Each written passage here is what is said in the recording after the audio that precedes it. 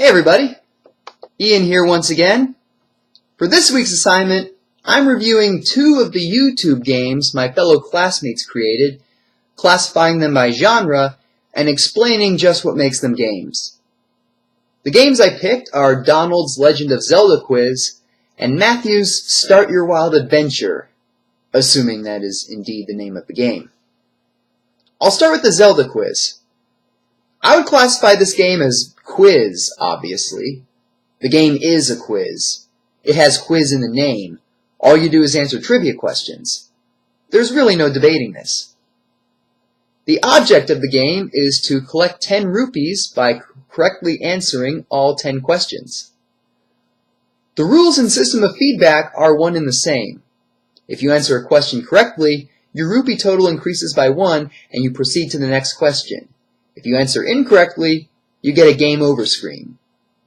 If you get all 10 questions correct, you are congratulated and then tragically reminded that the rupees you just earned are useless.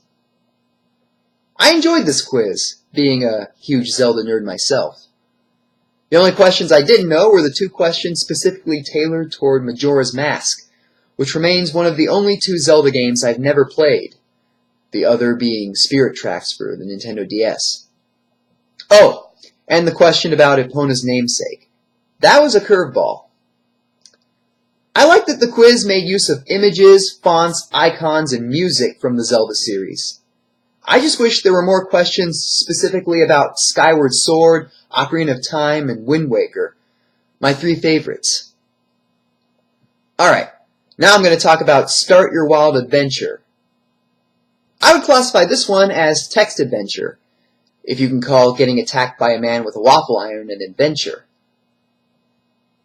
Actually, now that I say it out loud, it totally is.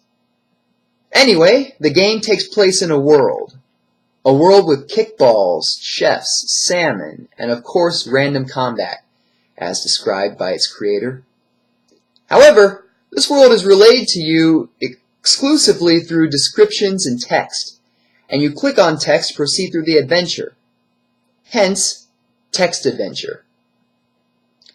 The goal of the game is to successfully defend yourself from the aforementioned maniac who attacks you with a waffle iron. The rules are simple. Whenever you're presented with multiple options, you click on one of them and see what happens next.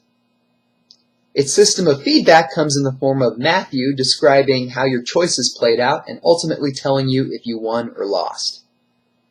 I appreciated this game's sense of humor and that you could potentially win with any weapon depending on how you use it. I just wish it were longer. The game ends just as it's starting to whet my appetite for adventure. Overall, I thought everyone in the class did a fine job on their games. I'll catch you all next week.